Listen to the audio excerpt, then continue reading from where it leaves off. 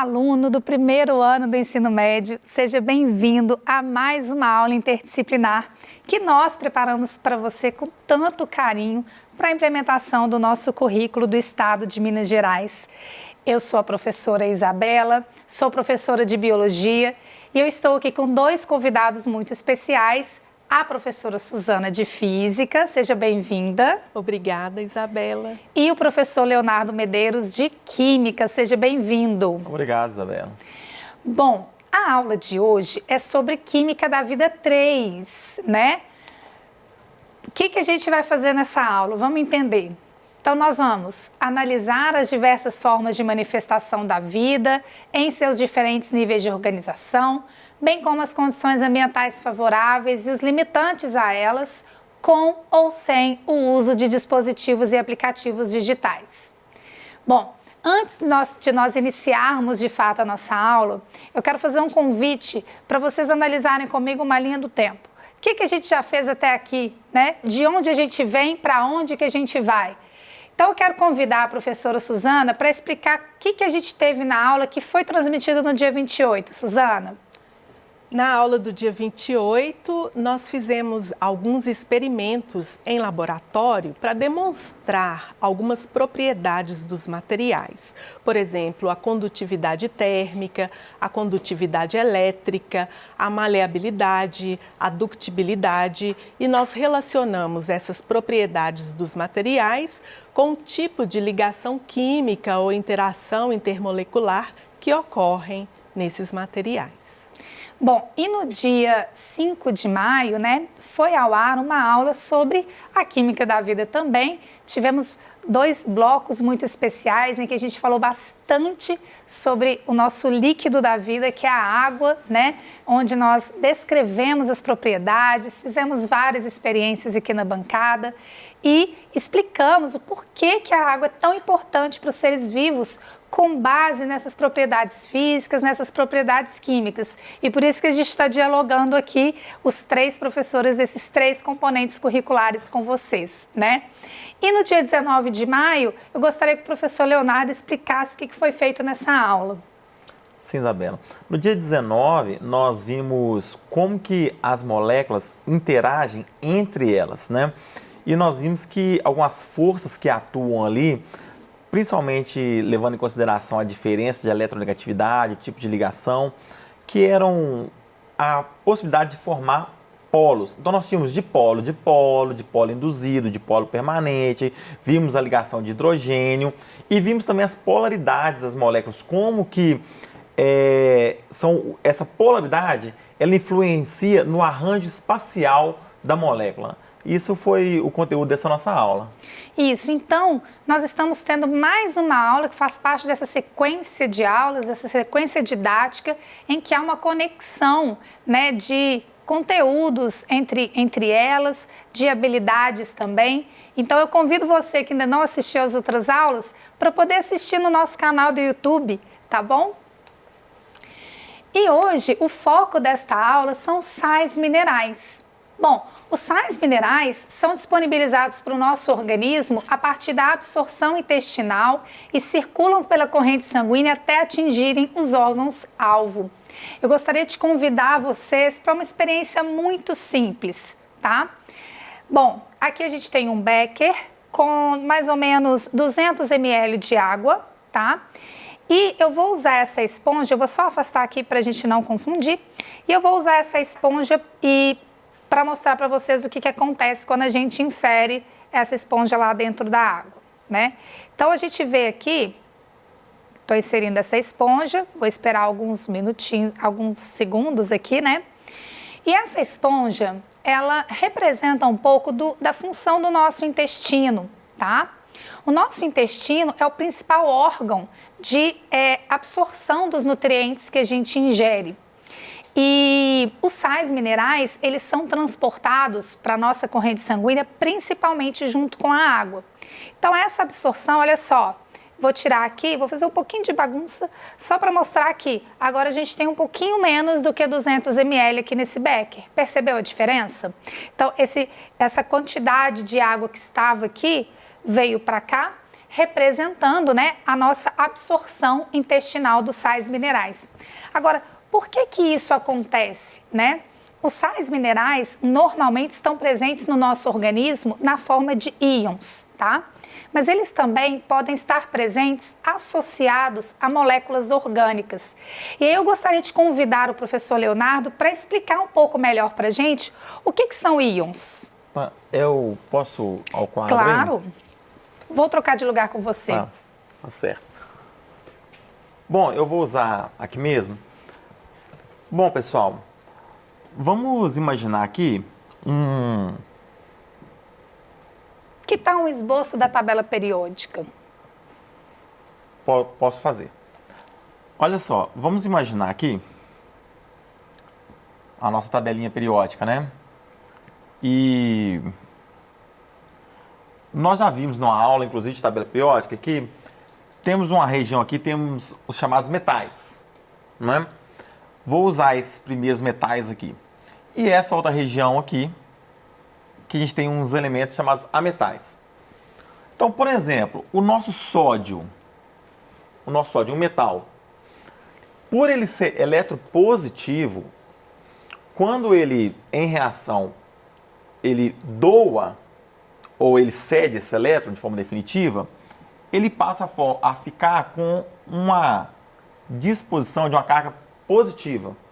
E aí a gente tem o íon sódio. Então aqui eu tenho o átomo de sódio e aqui eu tenho o íon. Qual é a característica do íon? A presença da carga.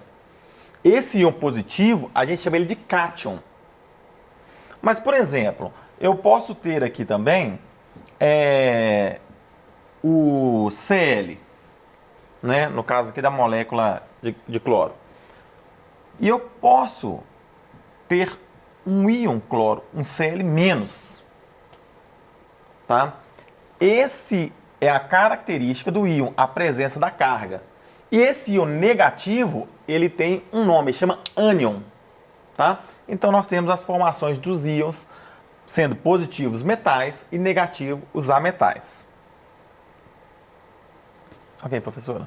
Bom, é interessante porque, de fato, existem alguns íons positivos e alguns íons negativos que fazem parte desse grupo de sais minerais que realizam várias funções regulatórias, principalmente no nosso organismo.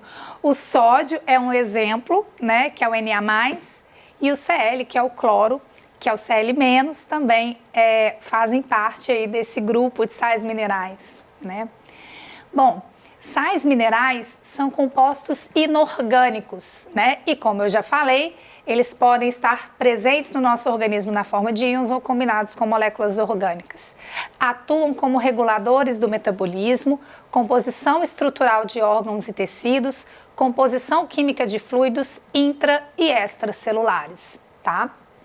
Bom, e para a gente conversar um pouco mais sobre os sais minerais, eu gostaria de fazer um convite para vocês que estão me assistindo aí, tá? Existe um guia alimentar para a população brasileira e nesse guia alimentar a gente tem um monte de informações muito úteis para a gente em relação à nossa alimentação. Porque basicamente os sais minerais, eles são obtidos quando a gente se alimenta, né? E você já ouviu falar aquele famoso você é o que você come? Pois é. Então se você se alimenta de alimentos que são de qualidade, alimentos principalmente de origem natural, né? Tem nutricionistas que falam assim, se você descasca mais e desembala menos, existe uma boa chance de você obter diariamente todos esses minerais que você precisa, né? Agora, se você desembala muito os seus alimentos, significa que eles provavelmente vêm aí, sua alimentação é composta, na verdade, por alimentos industrializados, é bem provável que haja algum tipo de carência nutricional aí na sua alimentação, tá?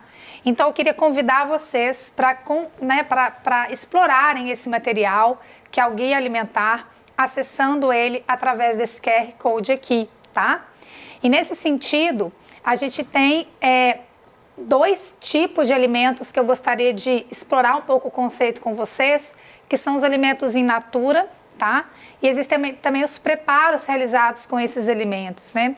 Então, aqui na bancada, eu trouxe um exemplo, né, de alimento in natura, que é um belo de um pimentão, né, gente? O pimentão bonito é esse aqui, né? Então, isso daqui é um exemplo de alimento in natura. Frutas, vegetais, de uma forma geral, né? São alimentos que a gente colhe, por exemplo, de um pomar e já consome. Esses alimentos são chamados alimentos in natura, tá? Eles podem ser minimamente processados. Então, por exemplo, quando a gente embala esses alimentos em, sei lá, naqueles pacotinhos que vem no supermercado, né? Eles são minimamente processados. Às vezes eles já vêm partidos, cortados. Às vezes a gente não compra uma melancia inteira no mercado, mas a gente compra um pedaço de uma melancia. Então a gente diz que esse alimento foi minimamente processado. Ainda é um alimento de qualidade, tá? Agora, os alimentos que a gente consome não são todos desta natureza, não são todos alimentos naturais. E é aí que mora o risco, né, da nossa alimentação não saudável. Então, olha só, quero explorar com vocês esse conceito, né? Os ingredientes principais dos alimentos ultraprocessados, né, que são esses alimentos que a gente desembala, fazem com que, com frequência, eles sejam ricos em gorduras ou açúcares e, muitas vezes, simultaneamente ricos em gorduras e açúcares. É comum que apresentem alto teor de sódio e por conta da adição de grandes quantidades de sal, necessários para estender a duração dos produtos e intensificar o sabor, ou mesmo para encobrir sabores indesejáveis, oriundos de aditivos ou de substâncias geradas pelas técnicas envolvidas no ultraprocessamento. Aqui na bancada, voltando aqui, a gente tem um exemplo de um alimento ultraprocessado, que é o macarrão instantâneo, que muitas vezes a gente começa a consumir esse alimento crianças, né? E isso no médio e longo prazo pode nos causar consequências importantes. Existe nesse macarrão instantâneo esse saquinho de tempero, né, gente? Esse saquinho de tempero basicamente contém sódio. Que qualidade nutricional a gente tem aqui dentro desse alimento? Praticamente nenhuma, tá? A gente tem aqui um alimento nutricionalmente desbalanceado, tá? Com pouca qualidade em relação a vitaminas, proteínas, né? E com excesso de sódio, que é o principal conservante desse tipo de alimento, tá? Bom, finalizada essa reflexão, né, a respeito da nossa alimentação, eu gostaria de debater um pouco melhor com os nossos convidados questões relacionadas à carência ou mesmo ao excesso desses tipos de minerais, né? E sempre tentando aqui trazer conceitos que fazem parte dos nossos componentes. Bom, então eu quero convidar vocês a analisarem comigo essas doenças, essas condições aqui. Por quê? Porque os sais minerais em níveis adequados no organismo previnem esses problemas. Então, a gente tem aqui anemia, osteoporose, distúrbios na coagulação, fraqueza muscular, hipotireoidismo e queda na pressão sanguínea. Professor Leonardo, professora Suzana, vocês conseguem identificar esses probleminhas aqui? Sim. Né? Vamos começar falando da anemia? Sim. Né? A anemia está relacionada com a falta de um sal mineral que é o ferro, tá? O ferro, pessoal, fica associado a uma proteína que é chamada hemoglobina. Então, aqui no centro da hemoglobina fica um átomo ou um íon ferro, tá? E essa proteína, ela está presente nas hemácias, que são os nossos glóbulos vermelhos, ok? Os glóbulos vermelhos fazem o quê? Transportam gás oxigênio pela corrente sanguínea. E o gás oxigênio está relacionado com a nossa produção de energia, né? Então, se falta ferro, vai faltar hemoglobina. Por consequência, a produção de energia vai ser prejudicada porque vai faltar oxigênio para as células, né, professor Leonardo? Sim. Gostaria de complementar aqui? Gostaria, porque a gente, pegando um pouco do gancho da sua fala, estar alimentado não é sinônimo de estar bem nutrido, né? Então, a importância de se pensar na nutrição. Os mais antigos costumavam até cozinhar o feijão na panela de ferro, né? Para ter essa disponibilidade, assim, né? E hoje, nós temos algumas políticas que são políticas de saúde pública. Por exemplo, as farinhas no Brasil, elas têm o ferro, ela tem ácido fólico, né? Alguns alimentos, por exemplo, sal, tem iodo, não é? Que a gente... Ah, e aí a gente já pode falar disso daqui, né? E eu acho que é muito importante a gente frisar o quão uma alimentação que ela é feita de uma forma correta, ela contribui para uma vida mais tranquila, até na própria velhice, né? Porque muitos do que a gente vai tendo de perda na capacidade muscular, na densidade óssea e tudo, a gente consegue suprir com uma alimentação mais adequada, né? Então, a alimentação para a gente é fonte de cálcio, fonte de ferro, fonte de iodo para a tireoide, né? Então, nós temos grande parte desses sais que são amplamente disponíveis nos alimentos. Em alguns casos, aí a gente tem que suplementar, né? Alguns casos específicos, mas grande parte a gente consegue ter com a alimentação balanceada. É interessante porque o iodo ele faz parte, né, dos hormônios que são produzidos pela tireoide. Por isso a carência causa o hipotireoidismo. Agora a gente tem mais outros 3 problemas, 3 distúrbios aqui, que são causados muitas vezes pela falta de cálcio, do íon cálcio, né? A osteoporose, distúrbios na coagulação e a fraqueza muscular. Você gostaria de falar um pouquinho sobre essa fraqueza muscular? Sim, a fraqueza muscular está relacionada, né, com a dificuldade que a pessoa vai ter, por exemplo, de movimentar alguns ossos do corpo, né? Alguns ossos no nosso corpo funcionam como alavancas. Aí eu gostaria de aproveitar, Isabela... Vamos trocar de lugar. Isso, porque os alunos do primeiro ano, eles estão estudando agora as forças e os vetores. Então, eu já queria explorar aqui um pouquinho de força e um pouquinho de vetor. Fraqueza muscular, a falta de cálcio, né? E o que isso pode causar aqui no organismo humano? Falei que o braço funciona como alavanca. Alavancas são máquinas simples que nos auxiliam a realizar algum tipo de trabalho. Por exemplo, erguer algum objeto com os braços.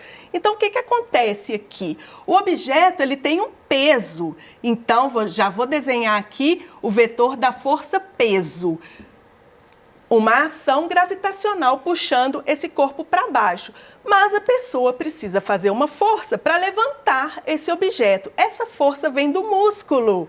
É o músculo que transfere essa força para o braço, para a pessoa conseguir, então, erguer o objeto. Mas, se tiver falta de cálcio, o músculo fica fraco. Então, aí resulta na fraqueza muscular. A pessoa vai ter dificuldade de levantar, de caminhar, porque os nossos pés também são alavancas. Observem, né, que realmente a falta de cálcio, ela pode causar vários problemas, né? Então, além da fraqueza muscular, distúrbios na coagulação, osteoporose também são resultantes dessa carência do cálcio. E a gente ainda tem, só para fechar esse primeiro momento, né, sobre os sais minerais, depois a gente vai ter outras oportunidades para falar mais sobre isso. Vamos falar um pouco dessa queda da pressão sanguínea, né? O sódio, o professor Leonardo já até explicou para a gente que o sódio é um íon, e ele é um íon positivo, né? E por ser uma partícula iônica, ele tem grande afinidade pela água, que é uma molécula polar, né? Então, a gente tem, na nossa corrente sanguínea, quando a gente tem uma situação de redução da quantidade de sódio, automaticamente a gente tem uma diminuição também da quantidade de água, tá? E aí, como é que a gente faz para resolver esse problema normalmente, né? Coloca lá o sal debaixo da língua, né? Que é o sal de cozinha, tá? Bem, eu agradeço muito a presença aqui da professora Suzana, do professor Leonardo. Grato. Nós que agradecemos. E eu aguardo vocês para a nossa próxima aula, ok? Tchau, tchau.